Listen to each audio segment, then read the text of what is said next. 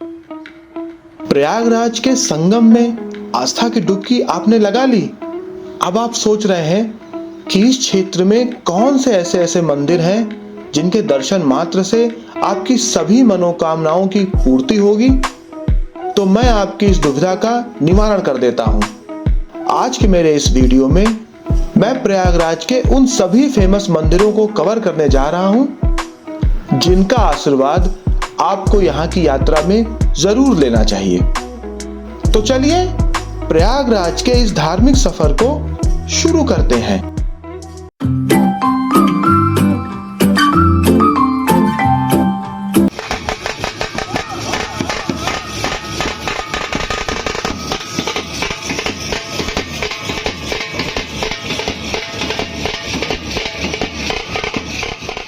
दोस्तों, इस समय हम लोग खड़े हैं प्रयागराज के सबसे प्रसिद्ध मंदिर के द्वार पर। आप ये त्रिवेणी द्वार देख रहे हैं। यह द्वार है लेटे हुए हनुमान मंदिर का। अभी इस मंदिर का जीर्णोद्धार कराया गया है। राइट साइड में देखिए, ये अकबर का फेमस फोर्ट है और ये है हमारा लेटे हुए हनुमान जी का मंदिर। ऐसी मान्यता है कि माँ गंगा बरसात में जब बढ़ती है तो लेटे हुए हनुमान जी के चरण स्पर्श करके वापस लौट जाती है।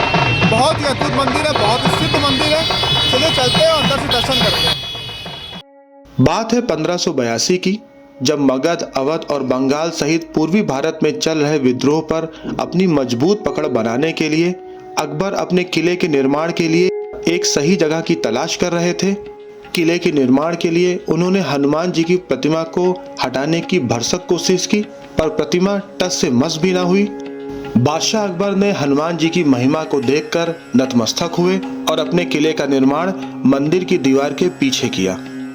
बाद में बादशाह अकबर ने हनुमान जी के मंदिर के लिए जमीन दान में भी दिया।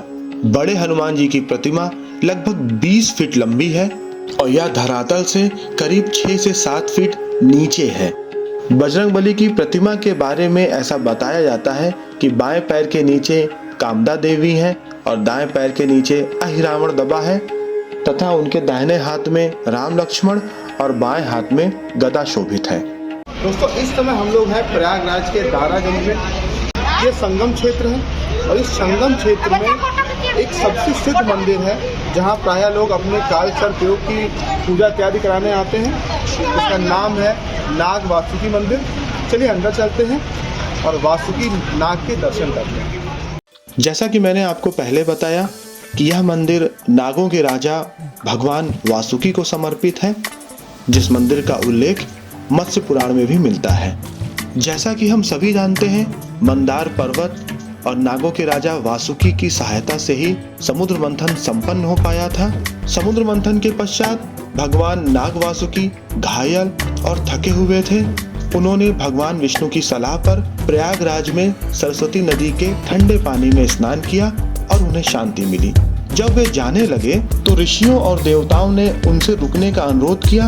उन्होंने कुछ शर्तों के साथ सहमति व्यक्त की, जिसमें यह भी शामिल था कि भक्तों को सावन के महीने में त्रिवेणी संगम में डुबकी लगानी होगी और नाग पंचमी पर उनकी पूजा करनी होगी। गर्भगृह में भगवान वासुकी के काले पत्थर की मूर्ति है, जिसके 5 फन और 4 कुंडल हैं, जो अनगिनत भक्तों के लिए आशा, सुरक्षा और आध्यात्मिक जागृति का प्रतीक है। अभी हम लोग दर्शन करने जा रहे हैं प्रयागराज के सबसे प्रसिद्ध शिव मंदिर का, जिनका नाम है मनकामेश्वर टेम्पल। चलिए वहां के दर्शन करते हैं। स्कंद पुराण और पद्म पुराण में कामेश्वर पीठ का वर्णन है। यह वही कामेश्वर धाम है जहां पर काम को भस्म करके भगवान शिव स्वयं यहाँ विराजमान हुए हैं। बताया जाता है कि त्रेता काल में भगवान श्री राम वनवास जाते वक्त भ्राता लक्ष्मण और अपनी भार्या सीता के साथ प्रयाग में रुके और अक्षय वट के नीचे विश्राम किया और आगे जाने के पहले प्रभु राम ने यहाँ शिव का पूजन और जलाभिषेक करके मार्ग में आने वाली तमाम विघ्न बाधाओं को दूर करने की कामना की थी। दोस्तों, अब हम लोग दर्शन करने जा रहे हैं प्रयागराज संगम स्टेशन के पास स्थित अलोपी मंदिर का, जहां पर दर्शन की अत्यधिक मान्यता है। अलोपी शब्द का शाब्दिक अर्थ होता है लोप या गायब हुई। इस मंदिर से जुड़ी हुई एक प्राचीन घटना है। पुराने जमाने में जब भी कोई बारात जंगल से गुजरा करती थी तो डाकू लुटेरे प्रायः उसको लूट लिया करते थे। ऐसे ही एक दिन डाकुओं की टोली ने एक बारात पर हमला कर दिया तथा बारातियों और अन्य लोगों का उपहार आभूषण लूटने के पश्चात जब उन्होंने डोली का अनावरण किया तो उन्होंने पाया कि डोली के अंदर तो कोई दुल्हन है ही नहीं, जैसे दुल्हन जादुई तरीके से कहीं गायब हो गई है। दुल्हन की इस तरह से गायब होने की चर्चा चारों तरफ फैलने लगी और जिस स्थान पर यह घटना घटी वहां पर एक सुंदर सा मंदिर बनाया गया। स्थानीय लोगों ने दुल्हन को आलोपी देवी या कुंवारी देवी जो गायब हो गई थी के रूप में पूजना शुरू कर दिया। मंदिर की विशेषता यह है कि इस मंदिर में किसी भी देवी देवता की मूर्ति नहीं है, बल्कि यहाँ एक लकड़ी का झूला या डोली रखी हुई है जिसकी पूजा की जाती है। तब से लेकर के आज तक प्रयागराज वासी किसी भी शुभ काम में आलोपी माता के दर्शन जरूर करते हैं। अभी हम लोग जा रहे हैं हनुमान निकेतन मंदिर, जो कि प्रयागराज के सिविल लाइन क्षेत्र में स्थित है। चलिए बजरंगबली हनुमान के दर्शन करते हैं। हनुमान निकेतन मंदिर की नींव संत रामलोचन ब्रह्मचारी जी ने 1958 में रखी। उन्होंने प्रयागराज के निवासियों से दान एकत्र करके अकेले ही पूरी संरचना खड़ी की और 1973 में यहाँ पर भगवान हनुमान की मूर्ति स्थापित की। करीब 3.5 एकड़ में फैले हुए इस मंदिर में व्यायामशाला, योगालय, पुस्तकालय, वाचनालय, वेद भवन, अतिथि गृह, शस्त्र संग्रहालय का एक विशाल और एकीकृत परिसर है।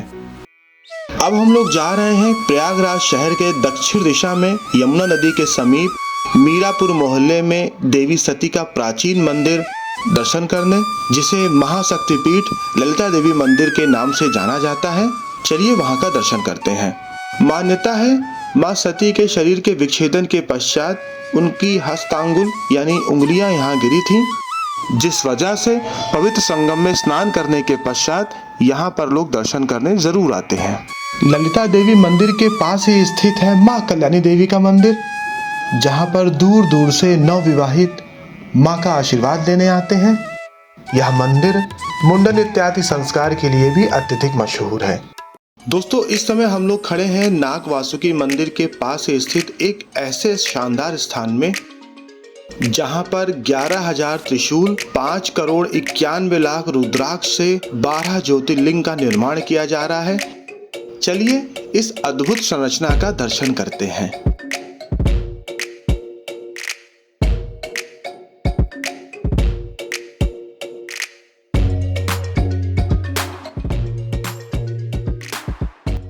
इसी के साथ प्रयागराज के फेमस मंदिरों का यह धार्मिक सफर यहाँ हमारा समाप्त हो रहा है।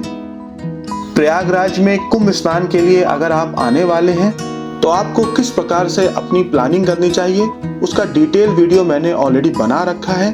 डिस्क्रिप्शन बॉक्स में मैं लिंक शेयर कर दूंगा, आप उसको जाकर जरूर देखें। यह वीडियो आपको कैसा लगा मुझे लाइक और कमेंट करके जरूर बताएं, और अगर अभी तक आपने मेरा चैनल सब्सक्राइब नहीं किया है तो सब्सक्राइब कर लीजिए। हर हर महादेव।